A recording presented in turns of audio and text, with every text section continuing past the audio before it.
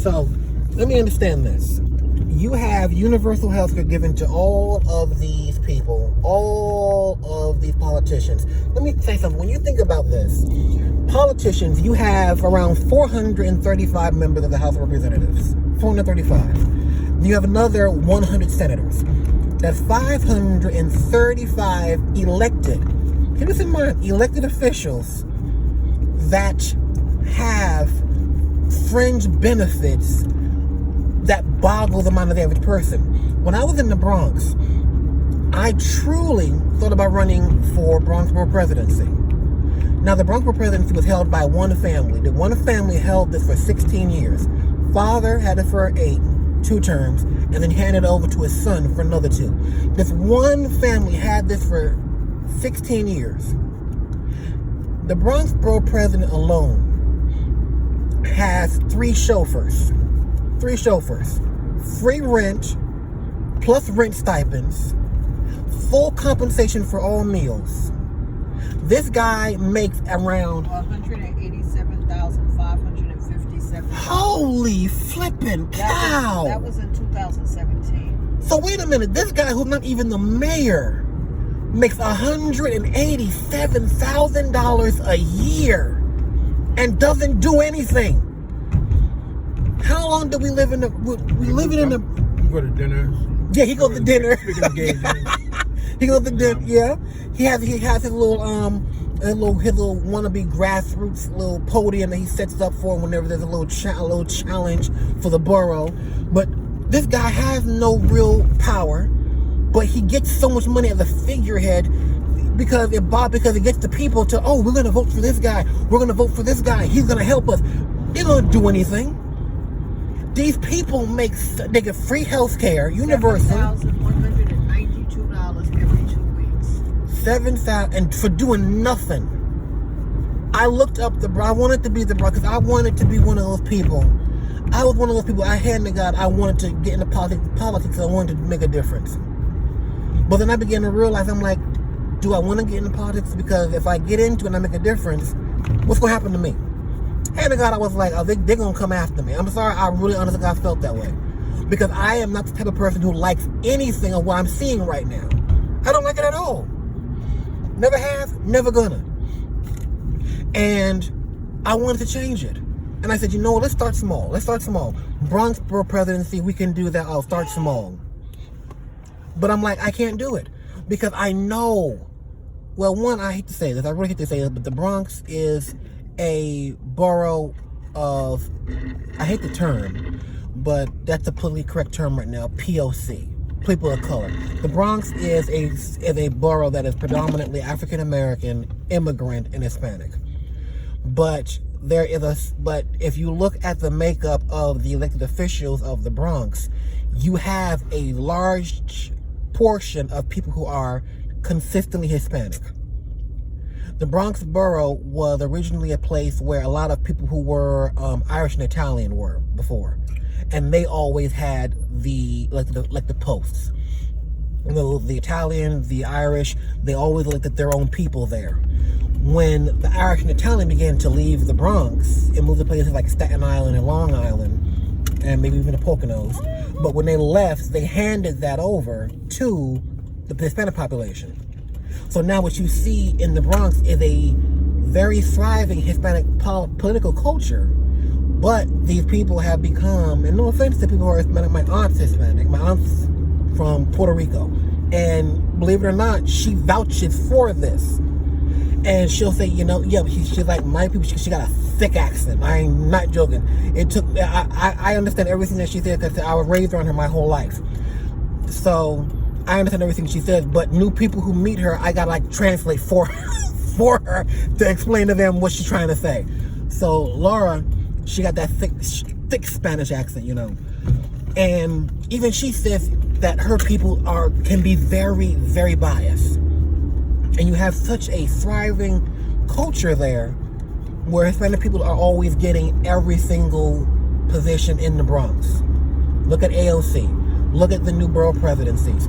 These people just were handed over this position. They hang on to it very tightly. And the possibility of an African American person getting one of those positions is very, very tough, even though we have a very equal and in some parts higher population than they do. But let me just go back to this right now. You have politicians who rake in money for doing nothing. And I wanted to do, not that I wanted to do nothing, I wanted to make a difference in my community. I hand to God wanted to do something better. But I'm looking at this thing and I'm like, $187,000 a year to be a borough president, to be a figurehead, to literally do nothing. 3 chauffeurs, free rent, financial subsidies. And I'm like, no wonder. And then that's just the borough presidency. Then you look at Congress, the senators. These people are only 535 people. 535 people who literally have complete control over the welfare of 350 million Americans.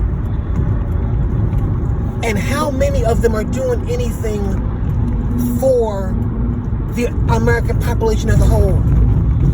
These people are so devoted to their own selves, their own biased party view. They don't give a flying fig, man. I'm looking at this and I'm like, you got more. In my building, there are more people who live in my building than there are in Congress and the Senate combined. I'm like, come on. I mean, she's been there for 20 years. This is in California. Maxine Waters. How the heck does a woman who's been in Congress for 20 years, she has, if you look at her salary over that time period, she earned maybe a little under, around the $5 million ballpark mark. Around $5 million, what she earned. But she lives in a $7 million house that is not even in the district that she represents. What the heck is going on? I mean, it's really going to show you people get into politics because they know it's easy money.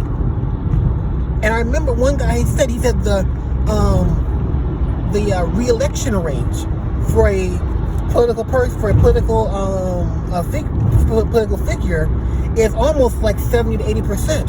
So if you can get a person, so I'll say her network is $3 million.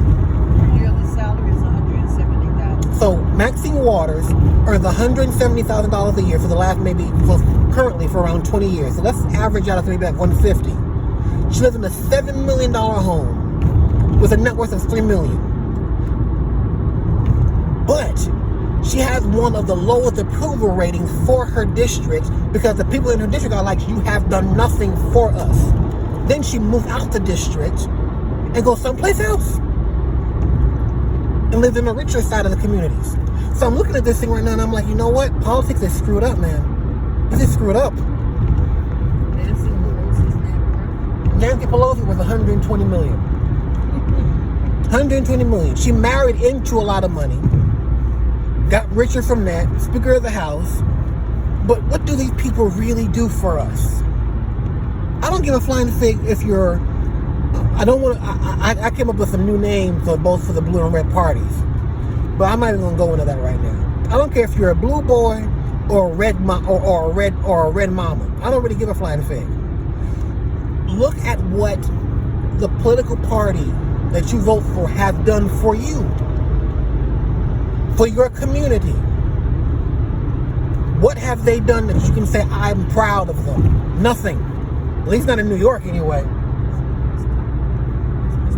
And I'm like, none of this they haven't done anything. I'm waiting for some genuine give a flying fig care from politicians right now. And we're not getting it. People are still fighting over universal health care, but yet every politician alive gets universal health care. People are fighting right now over being able to send their children to a good school. They are getting angry because in some places they'll say, okay, we'll give you the $10,000 for your child to go to school, and you can pick which school your child wants to go to, you want your child to go to, and we'll give that school that $10,000, $15,000, or however much it would have cost them in public school for that year. They're angry about that. But politicians can't go to school for free. They go to the best schools for free. We have a 1 point something or 2 point something trillion dollar bill that just got passed. Supposed to be an infrastructure deal. Yet, we have a growing number of people who are going through unemployment right now. People who are being downgraded from their job. No one believed me when I said this originally. My family was like, oh no, it's not that high. When the pandemic first hit, I said, I was looking Did you say and pandemic? yes, I did. And I was looking at it, and I looked at all the numbers that were coming in each week. Over 1 million people were filing for unemployment. And these 1 million people who were filing for unemployment had never filed for that before. So I'm looking at this and I'm like, whoa, this kept getting bigger and bigger. And I'm like, you know what? Half the country was out of work. 150 million people were out of work. People were excited to go back. They said, oh, people are lazy because they're getting $400 a week. Let me tell you something. I live in New York City. Live in New York City. There is no place in the poorest part of the borough of the Bronx where $400 a week will pay for your rent. The poorest part of the Bronx, the South Bronx, crime-ridden, nervous, scary, tenement building with no doggone elevator. These places run $2,000, $2,100, $2,200 a month for a 1-2 bedroom. You are not gonna survive on $400 a month, $400 a week. And the only reason why people had money during that period of time was because the job that they had they were told to stay home, you can't go to work. And then they were said, don't bother paying the rent, the government will take care of the rent because of this whole issue going on right now. And guess what happened? When everything ended over, people had to fight to get their rent paid, get their rent back in order. And then they had to fight to get their jobs back. So you have mandates now that are currently keeping people out of places in New York City right now. And they're... Oh, let's go down. Keep going. And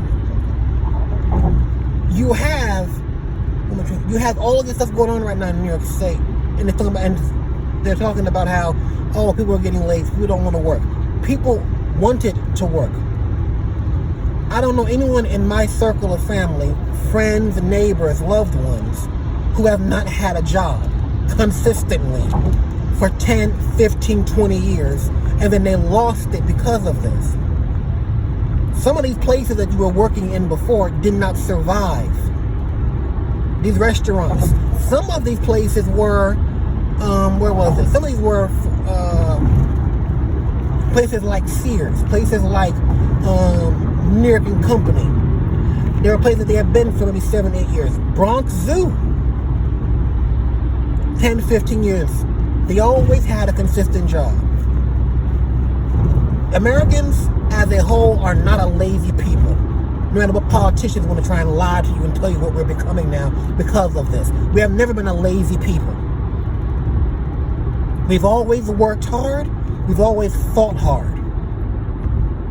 So don't give me that BS, we had to stop. In some states, ended the unemployment help early because, we want people to get back to work. But guess what? Those states didn't have enough jobs. And the places that do have jobs, I've applied for those places before, and I've talked to the people who are hiring. They want to give you a 5-hour shift 3 times a week. So that's 15 hours at minimum wage. And each state's minimum wage is different. So you may have an average minimum wage of around $12. What grown-up 30, 40-year-old person can take a job working 15 hours, varying schedules, and make only $12.50 or $15 an hour? No one. Congress has got too much power. The Senate has got too much power. They have taken a nation that was struggling before, and we have turned it into a third world country, man. I don't know what's going on right now. I know that infrastructure bill, please. I'm sorry. I'm not a conspiracy theorist. I'm just a person who looks at reality and looks at history. And I see it repeating itself. An infrastructure deal like that should have had some kind of a stimulus deal in it for the people. But guess what? They didn't have it in there. It had stuff for highways and byways and national parks. And guess what? And IRS and what else? And MTA and transit and everything else. But they didn't have anything that's going to go to the people. This is going to be stuff that's going to be funneled through various government offices, organizations. And I guarantee you, when it gets down to it, the common man is not going to see any difference in their community from that money. This has been going on for generations, for decades. And I mean longer than 10, 15, 20, 30 years. I mean, this all goes back to the 1930s and 40s, when Congress really began to become an organization of power, greed, money hoarding. This is who these people are. They're not doing anything for you. But so whether you're a blue boy or a red mama, you're getting screwed, people. You can have hope in the government. You can have all the hope you want, but you have to also be able to realize that some of this stuff that they're selling you is wolf tickets. I have hope. I don't need you to sell me hope. I need you to give me results. And I'm telling you right now, as an American, as specifically an African American, I'm tired of the bull. I want some results. I want a country that will respect me, my money, will let me work. And when did Americans have to say, I want the government to let me work? You never had to say, I want to be allowed to work. I had that right to go out, get a job, work it, get another job, work that. In my building, I know a father who worked 2 jobs. His daughter, this is a few years back, his daughter wanted a dress. They could not afford it. Guess what he did? He found a way to get a 3rd part-time job. 2 full-time jobs, he got a 3rd part-time job so that he could get the money for his daughter so that she could wear the homecoming dress that she'd always wanted. We had, and we still have strength. Problem is, right now, we're being cut off at the knees by the people who we put into office.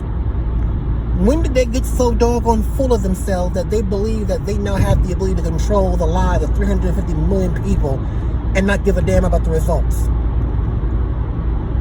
I'm tired of this. I'm tired of the division. I'm tired of the separation. I am tired of one group acting like they are the coming Messiah and the other people are the wicked witches of the West.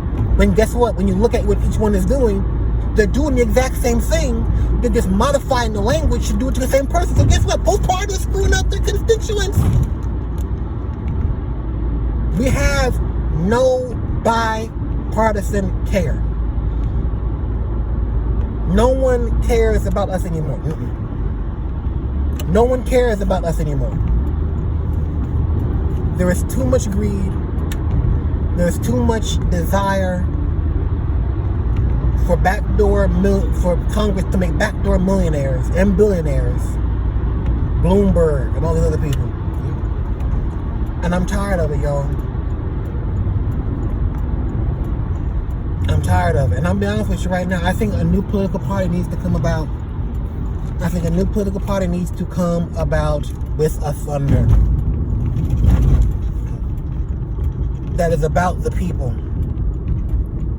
Because this cannot work anymore. We can't work like this anymore.